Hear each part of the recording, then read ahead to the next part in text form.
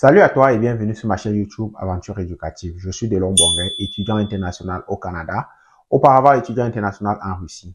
Sur cette chaîne, je partage avec toi des astuces pour réussir ton projet de voyage à l'étranger et également ton projet d'études à l'étranger. Alors, si tu es nouveau sur cette chaîne, je t'invite de t'abonner, d'activer la cloche de notification et surtout de liker, commenter et de partager la vidéo parce que cela envoie un bon signal à l'algorithme YouTube pour notre chaîne. Aujourd'hui, nous allons continuer avec la thématique que nous avons développée la dernière fois, à savoir la différence que moi je fais entre la Russie et le Canada, partie 2. Aujourd'hui, nous allons répondre à la préoccupation d'un internaute selon laquelle l'intégration est plus facile au Canada qu'en Russie, même si tu parles parfaitement la langue russe. Alors, si cette thématique t'intéresse, je t'invite de rester jusqu'à la fin de la vidéo. On se prend après le générique.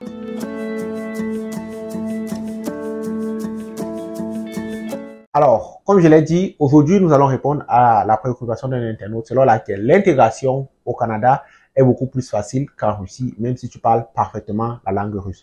Alors, pour répondre à la préoccupation ou alors pour amener des éléments de réponse à son affirmation, qu'est-ce que j'ai fait? J'ai dressé un tableau récapitulatif pour le strict minimum pour un étudiant étranger, que ce soit en Russie et au Canada. Alors, de base, je suis allé sur mes propres chiffres. Mais à cela, à cela peuvent s'ajouter les chiffres d'autres personnes. Ça dépend du standing de l'étudiant. Si l'étudiant décide de vivre à un niveau plus bas ou alors à un niveau plus élevé selon son standing. Mais là, je pense que je suis dans la moyenne pour les étudiants. Alors, le jour où je fais cette vidéo, je tiens à noter à l'instant présent, $1 canadien est égal à 68,14 €. En fait, c'est parce que là, j'ai vraiment chiffré les choses. C'est pour ça que, afin que nul ne se trompe ou que nul ne pense que, puisque on va dire 1000 roubles et de l'autre côté, on va dire $100, afin que nul ne pense que le 1000 ou est supérieur au 100, je tiens à noter le prix de la monnaie au niveau de l'international. Le premier point que j'ai décidé de prendre, c'est la location. La location en Russie, dans les dortoirs, varie entre 1000 et 3500 roubles. Oui, alors moi, Delon Bonguin, lorsque j'étais étudiant en Russie, j'étais dans la ville d'Ekaterinbourg, c'est vraiment une toute petite ville en Russie, et je déboursais une somme de 1000 roubles chaque mois pour mon dortoir étudiant. Maintenant, pour un étudiant qui décide de vivre en appartement en colocation, il peut débourser entre 8000 et 12000 roubles par mois, uniquement pour la location. Et comme je l'ai dit, ça varie, ça dépend des villes. Par exemple, les villes comme Moscou et Saint-Pétersbourg, là-bas, les appartements sont beaucoup plus moins chers que dans les villes comme par exemple Orel ou dans les autres petites villes de la Russie. On revient au Canada. Au Canada, le dortoir étudiant varie entre $350 canadiens et $550 canadiens. Je dis bien, ça va dépendre du standing de la résidence, du standing de l'université et également dans la ville dans laquelle vous étudiez. Maintenant, pour une colocation, on va aller sur une base de 400 à $800 canadiens pour un mois. Ça, c'est vraiment, je vais dire, la base pour un étudiant. Vous allez donc voir cette petite différence de prix et également comparer en fonction du prix du dollar canadien et du rouble russe sur le marché international. Alors, ce que moi je peux vous conseiller dans cette vidéo, c'est qu'après la vidéo, que vous essayez de comparer ou alors de convertir les prix en fonction de la monnaie que vous utilisez dans votre pays pour que vous soyez vraiment chiffré et que vous sachiez quel genre de dépenses auxquelles vous vous attendez lorsque vous allez arriver dans ces pays-là. Pour la nutrition, en Russie, moi, je dépensais en moyenne 700 roubles par semaine. Oui, 700 roubles par semaine, on va aller sur une base d'un mois, c'est-à-dire x4, maxi 3000 roubles par mois. Alors, au Canada, pour le moment, j'ai une dépense fixe de $100 canadiens par mois, uniquement pour la nutrition. Maintenant, on s'en va sur le troisième point qui est le ménage. Alors, dans le ménage, qu'est-ce que j'ai pris?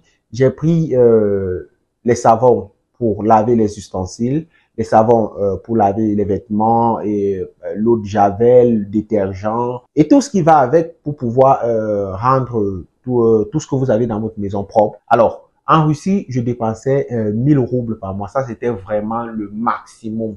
Je ne sais pas s'il y a un étudiant qui peut dépenser plus que ça.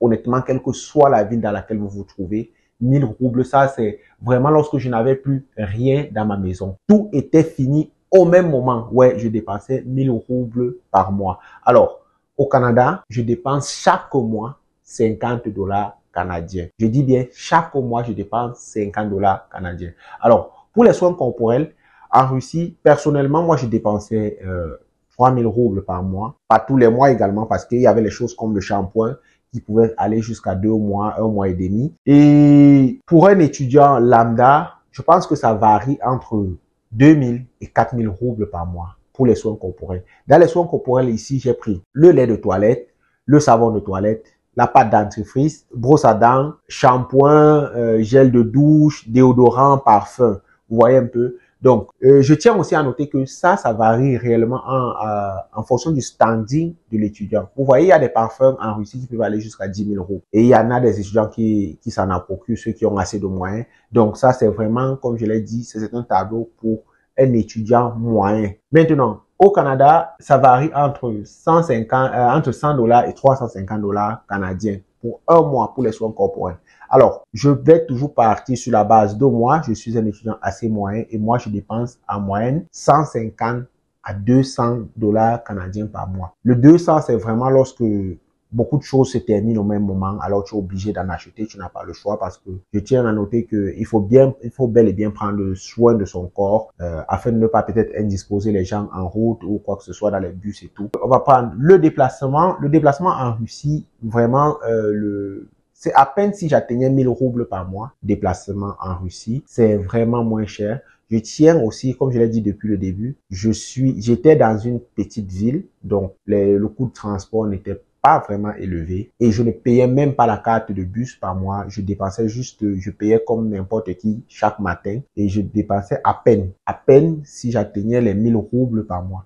Sauf si, par exemple, peut-être, on va dire, au courant du mois, pendant mes jours de job, j'étais peut-être en retard à cause de l'école ou quoi que ce soit, la fatigue, et j'étais obligé d'emprunter peut-être le taxi. Je pouvais aller jusqu'à 1500, 2000 roubles. Ça, c'est parce que j'étais dans une petite ville en Russie, je précise. Alors, au Canada, je tiens à noter qu'ici, je n'ai jamais pris de taxi parce que le simple fait de voir le prix dans l'application où on commande les taxis me fait flipper. Alors, qu'est-ce que je fais? Je charge ma carte de bus chaque mois et elle s'élève à 97 dollars canadiens. Maintenant, ça varie aussi, comme je vous l'ai dit, de la ville dans laquelle, en fonction de la ville dans laquelle vous étudiez. Alors, les divers. Ici, j'ai pris comme divers les sorties, restaurants, les marches, les visites dans les parcs d'attractions, payer les petits jeux et tout.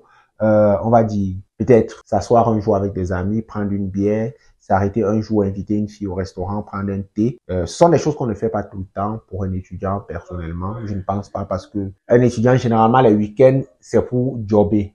Alors, j'ai mis 2000 roubles. Lorsque j'étais en Russie, ça vraiment, le 2000 roubles, j'ai à noter que pour que j'atteigne ce 2000 roubles, c'était uniquement en été. Oui, je préfère préciser, c'était uniquement en été que je pouvais atteindre 2000 roubles de divers par mois. Et c'était très rare. Je dis bien très rare. Je l'ai peut-être fait une fois durant tout mon séjour en Russie, où j'ai dépensé 2000 roubles de divers en un mois. Alors, au Canada, j'ai mis 100 dollars. Honnêtement, je n'ai jamais fait d'activité ou quoi que ce soit. Moi, je suis arrivé ici en hiver et pour le moment, je suis partagé entre trois choses. Mon job étudiant, aventure éducative et l'école. Du coup, le divers, je l'ai mis à 100 dollars, mais ça, c'est vraiment le strict minimum, je pense. Parce que mon colocataire, lui, il a déjà assez de connaissances ici et d'amis. Et il me dit souvent que au restaurant, il arrive à dépenser en une soirée 100 dollars. Vous voyez donc, si je mets le 100 dollars, vraiment, c'est à peine perdu pour les restaurants. Vous allez oublier le restaurant. À moins d'aller dans un restaurant, vraiment, un tout petit truc où vous allez juste manger peut-être des poutines, un petit truc de 10 dollars, 12 dollars. Ouais. Là, on va dire en Afrique ou alors au Cameroun, on appelle ça les tournes d'eau. Mais si tu veux aller dans un restaurant au standing et tout ce qui va avec, je pense que le 100 dollars, c'est rien. Alors, job étudiant. Ici, là, on va, comme je vous ai dit, c'est bien de dépenser, mais c'est meilleur de gagner et de dépenser uniquement ce que l'on gagne. En Russie, un étudiant travailleur peut gagner 30 000 roubles par mois. Ça, c'est je vais dire, le minimum pour un étudiant.